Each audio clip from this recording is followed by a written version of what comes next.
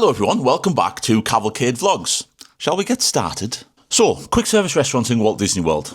There are a hell of a lot of them. And when it came to making the top 5, we had to be very, very specific in terms of what we wanted to judge these restaurants by. So we came up with 3 factors in order to judge these restaurants. The first factor to consider has always been the quality of the food. Do we actually enjoy what we are eating? Is it presented well? Is there a good variety on the menu at times? Does it cater to different dietary requirements? The second factor is the value of the restaurant. Do we think we are getting good value for money, basically? That can be in terms of portion sizes. It can be in terms of, again, linking to the quality of the food, if we think it's really good and we're basing this across a consistent period of time. And then the third factor being the environment of the restaurant. And in Walt Disney World, that is often considered to be the theming of the restaurant. Does it have a bit of a story behind it? You'll see that crop up a couple of times in the video. Does it have like a level of relaxation to it? Because when you go for a meal or go for a bite to eat, you are looking for so not an escape from the theme park hecticness, but kind of to, you know, just to have that quiet moment. You might have things to go through and post on socials, or you might just want to kind of sit down and have a drink.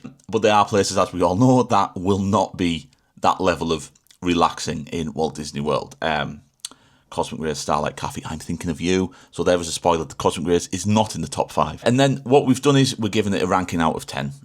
Seems the most straightforward way to do that and to really kind of encapsulate all of those 3 factors. I'm also going to bring in the Disney Dining Plan as well, just to kind of anyone who's getting ready to go this year, especially from the UK, because a lot of UK packages can come with the Disney Dining Plan included at times. So I've kind of tried to reference that, but we do have a video coming out for the Disney Dining Plan. So if it's lacking here for the Dining Plan, don't worry, we've got a proper one in the works. That's going to come out in a week to 2 weeks, I think. But anyway, instead of listening to me talk and waffle on, let's get started, shall we? Coming in at number 5 is the Regal Eagle Smokehouse in Epcot. Located in the American Pavilion, the Regal Eagle celebrates the classic American backyard barbecue with a solid choice of craft beers with a Muppets twist. It is hosted by Sam Eagle and features plenty Muppets-themed decor around the restaurant.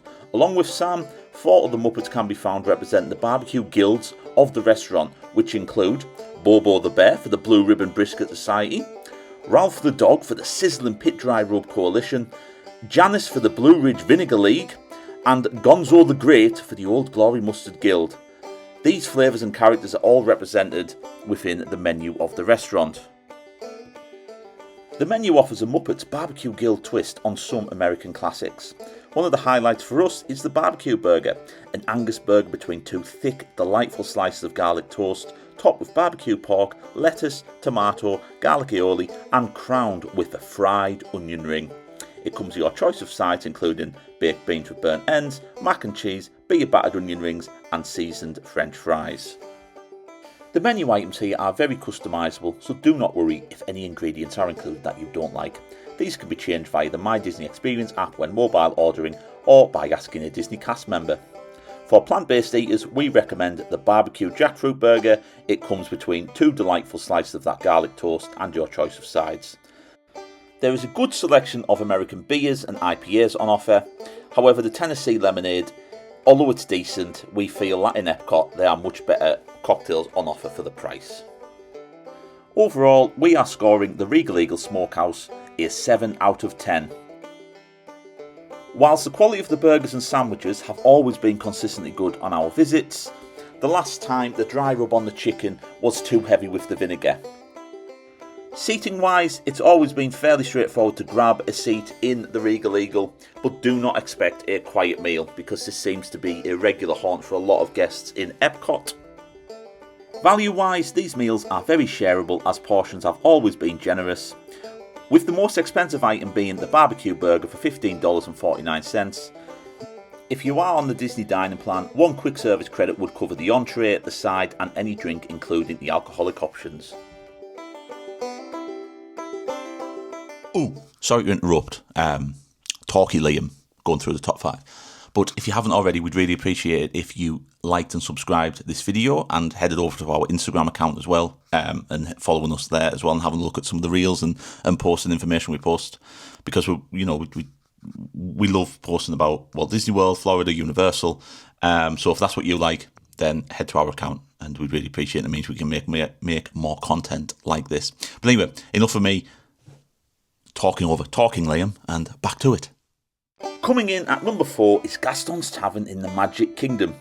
Whilst this location offers a much more limited menu compared to others, we think it is the perfect spot for a breakfast bite after rope drop in the Magic Kingdom, or grabbing an early lunch.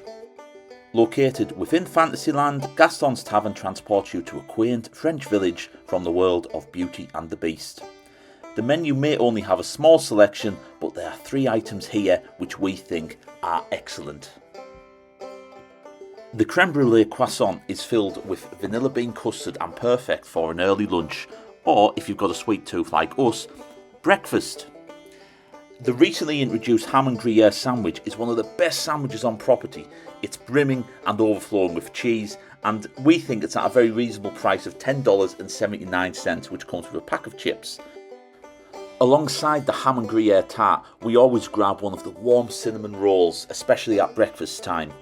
Make sure if you do order this, you grab an extra pot of icing just so you can drizzle it over the top.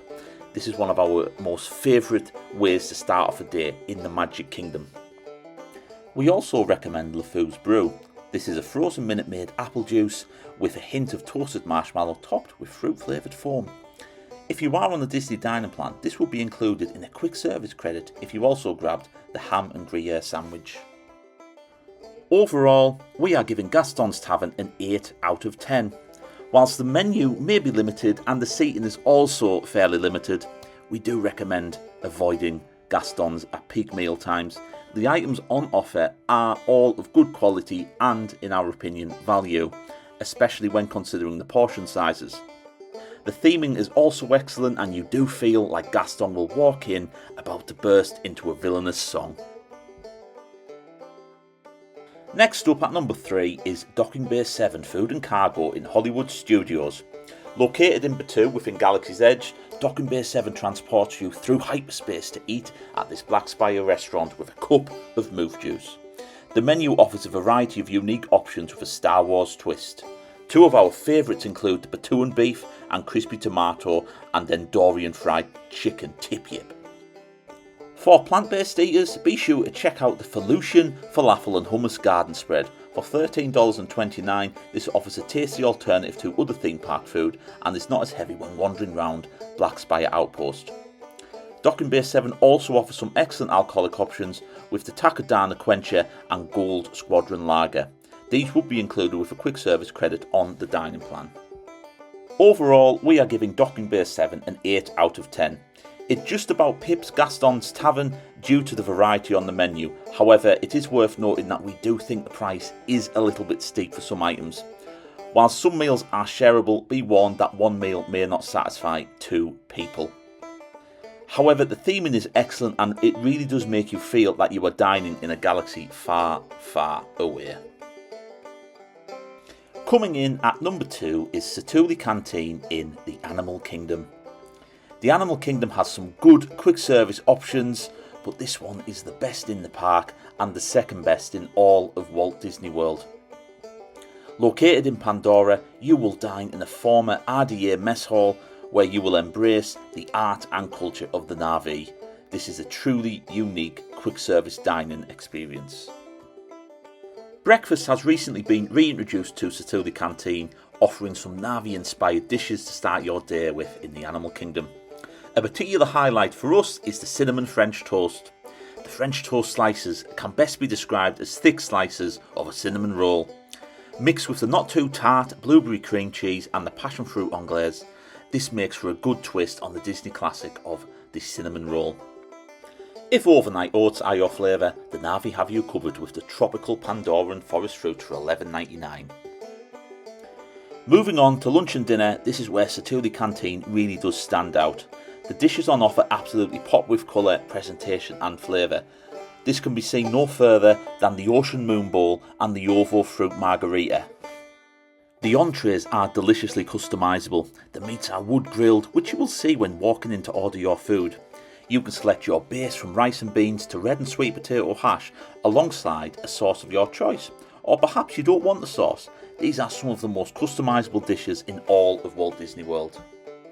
The cheeseburger steam pods are outstanding as well, stuffed with ground beef, ketchup, mustard, pickles and cheddar cheese alongside a helpful serving of vegetable chips. This is a dish that is definitely worth sharing. It may even be our favourite way to eat a burger on property. When it comes to drinks, the Na'vi also have you covered. They have the speciality ube and matcha cold brews if you are looking for a caffeine boost throughout your day. There is also a unique offering of alcoholic drinks with the Trader's Tailwind cocktail, a selection of Pandoran-inspired wines and exclusive Pandoran ales. These would be included with a quick service credit if you are on the Disney dining plan. Overall, we are giving Satu'li Canteen a 9 out of 10. This is the best Walt Disney World has to offer in terms of themed dishes and offers great choice across breakfast, lunch and dinner. In our experience, food quality has always been high, as well as being good value, especially when considering the Disney dining plan. Even if you are not an Avatar fan, this restaurant is a must visit. Before we reveal our number one spot, we have to make an honourable mention to Columbia Harbour House in the Magic Kingdom. Outside of Gaston's Tavern, this is our most visited spot in the Magic Kingdom, as we always know we can grab some good quality New England inspired dishes with plenty of seating in this cosy seafaring setting. One of our go-to items is the trio platter with beer battered shrimp, classic Disney breaded chicken, beer battered fish as well as fries and hush puppies. This is often our safe dish when we can't decide on what to grab in the park. For plant-based eaters, the heart of palm and artichoke roll is offered, but I must admit this is an item we haven't tried, so we can't pass judgment on it yet. If you fancy an extra side, the New England clam chowder offers a delicious alternative. I must admit though, I am not a fan of the black garlic truffle and parmesan fries. For dessert, you can't go wrong with the Boston cream pie, a gooey chocolatey delight that will satisfy your sweet tooth. It may not be an adventurous menu, but it does offer good value and is an excellent escape from all of the hustle and bustle of the Magic Kingdom. Overall, we will give Columbia Harbour House a 7 out of 10. Finally, our number one spot goes to the Polite Pig in Disney Springs. This will definitely not surprise anyone who has watched our vlogs before. Located in the town centre of Disney Springs, the Polite Pig offers a modern, rustic smokehouse dining experience inspired by Floridian cuisine with an array of drinks on tap and an excellent bourbon bar. The Polite Pig is a Michelin Guide recommended restaurant. To quote the Michelin Guide itself, this is due to it serving really good food for reasonable prices. We often can't believe that this restaurant is considered a quick service spot in Walt Disney World. When it comes to the menu, the dishes from the smoker are some of the most popular. From the half chicken to the prime brisket, the smoker items offer a variety of classic barbecue items which are all super flavourful. And if you like fish, you have to try the cedar plank salmon. All dishes from the smoker are served with a market side, including the amazing mac and cheese with breadcrumbs and the outrageous crispy Brussels sprouts in a whiskey caramel. The beer and wine options are substantial, as well as the cocktail menu. We would definitely recommend the Polite Punch if you are making a visit. When it comes to the bourbon menu, whiskey flights are offered, but the restaurant will provide you with a substantial list of bourbons on offer. Overall, we are giving the Polite Pig a 10 out of 10. With excellent quality food, an upbeat atmosphere and wonderful staff, the Polite Pig is a must visit for any Walt Disney World trip.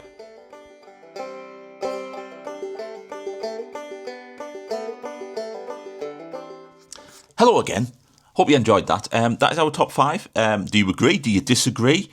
If you do on either of those, let us know in the comments below, because we are really interested to see what people actually enjoy. When it comes to a holiday, you watch a lot of content, perhaps top 5s like this, or you watch a lot of vloggers, and you say, oh, that looks lovely, but then you get there and it can kind of it might go beyond your expectations, or it might go below your expectations. So this is obviously just being an opinion. You know, we've had excellent experiences at all of these 5 restaurants, and we've picked the 5 that were probably the most consistent in quality as well. And I hope that came across in the clip. But yeah, there's a few honourable mentions as well that I could have chucked in terms of Satu'li Floatworks at Port Orleans French Quarter. We think the variety on that menu is excellent, especially when it comes to the gumbo and jambalaya. But when we went in 2025, I think there was a few things that kind of had disappeared off the menu.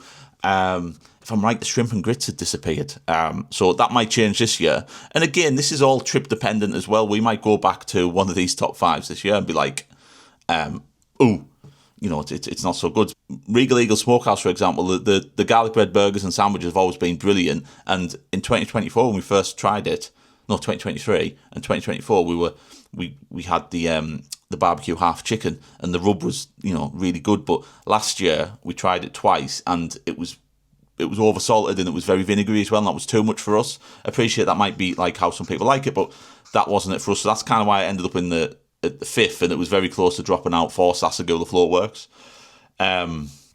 There's also Pecos Bills. Pecos Bills? I always get it wrong on the vlogs as well. It's an honourable mention because it's somewhere we often go at least once, and it gives that, you know, you can get something with a bit of spice and you want a bit of kick, but it's fine. We think it's better on events, and I didn't think that was necessarily fair to include places that just kind of get good when, oh, do you get good, like that phrase, that kind of improving quality for us anyway when it comes to an event, because this is about like normal times of the year when you can go. I also didn't include snack spots just because we have a video coming out for top 5 snacks in Walt Disney World, which I think will actually be harder than this one. And then also this was all about, you know, presenting it as places that you can buy a full meal, so an entree with a drink and a side, for example. Hopefully that came across in the video. But anyway, thank you very much for watching. If you haven't already subscribed and liked this video, we would really appreciate if you did. It means so much to us. We're really enjoying putting these together. This is something kind of new for the channel as well. But yeah, we will see you next week on another episode of Cavalcade Vlogs. What did I used to say? Ta-ta for now.